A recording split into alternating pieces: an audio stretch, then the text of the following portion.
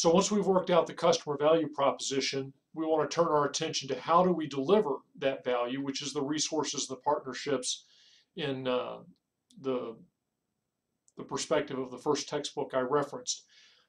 But I want to emphasize this isn't done independently of the customer value proposition. You're going to see they're really interlinked, but you have to divide them up to talk about them. So here we go. This is the standard Porter's value chain drawing or schematic on your screen. Once upon a time, all firms were viewed as having to do all these things. Increasingly, though, people have realized, no, let me focus on what is essential to my business and where my core competencies lie, and then I can outsource much of the rest. Today, it's very uncommon for a lot of startups to do their manufacturing. We all just outsource it to a Chinese company or somewhere in Asia.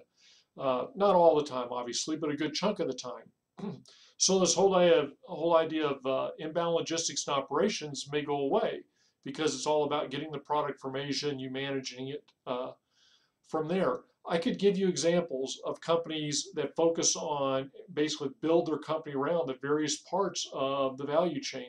Some companies really work very hard at marketing and sales. They take a commodity product and they specialize in marketing and sales. Some companies rely more on research and development, where they are always trying to have the newest thing out, and they subcontract out their manufacturing and maybe even their marketing and sales because they're a company that generates ideas. Some focus on service, that's where they put their niche. The point is, you're going to have to decide, what do I do and what don't I do? And hopefully you do what you're good at. You outsource what you're not so good at. How you put this value chain together and when you do it differently matters a lot. And so often today, when you see startups, they've done some of the serious value chain surgery, if you will, where they're doing things differently. They look to the end customer like they're the same, but they're doing things differently that hopefully give them a cost advantage. Next is, how are you going to interface with the customer? Obviously, the textbook's already talked about in the previous chapters, knowing who your target market is, and that's key. How are you going to reach the target market? Are you going to reach them through established retail channels? Going to go through direct sales? Are you going to use distributors? Are you going to have your own sales force, strictly web-based? All those sorts of things to think about how you're going to distribute to that customer and contact that customer, and then how you're going to do the fulfillment and support. Again, sometimes that's a lot more complicated than you might think it is. And lastly, how are you going to monetize this? Once upon a time, this seemed very straightforward. I make X, I charge this price, people pay it. We've seen with the advent of the internet, though, we have people who use a service and the company makes money by either selling their data as to what they're interested in or by selling screen space to advertisers. Obviously, Google being the best example of that. So it's not as clear as it used to be about who's paying and who's getting free benefits. There are some other business models that aren't nearly as direct as the Google model, where it's all about the advertising. Sometimes there are ways where you entice people to participate in a service, which allows you to expose them to other things, and that's where the money comes from. So be clear about who are you going to pay and who's going to get perhaps to ride along for free. And then what do they pay for and what do they get? Sometimes when you cut into the guts of a business, you find out that this thing that you think is incredibly profitable, or that's what you know the company for, that's not where they make their money. They make their money off on the little things. So you can see, just to point out the two poles or opposite extremes, you've got Apple versus Amazon.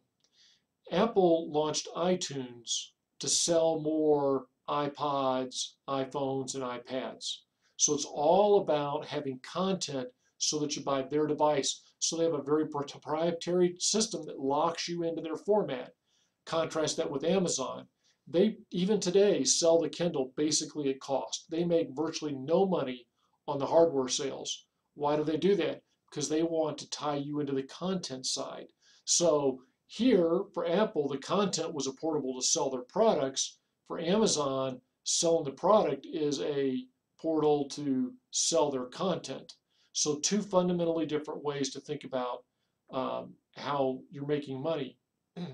Those are the polar extremes, but there's all sorts of shades of gray in between where the most common phrase you'll hear this often a business model described as is it's a razor blades approach, which means the acquisition cost is relatively small and perhaps marginally profitable for us, but the replacement costs or the support costs over time are where we make our money. A better 21st century example of that is printers, printer ink. The printers, there's no money in making printers. They sell so cheaply anymore. Everybody tries to make their money off of the printer's ink. So you may have various offerings that have vastly different profit potentials, which you've got to synchronize in together into the network.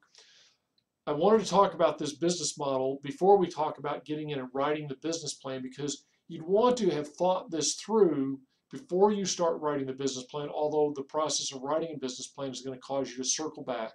Business planning is a very iterative process. It's not this linear thing, go through it once, done. Lots of go backs, go backs, go backs, go backs as you learn more.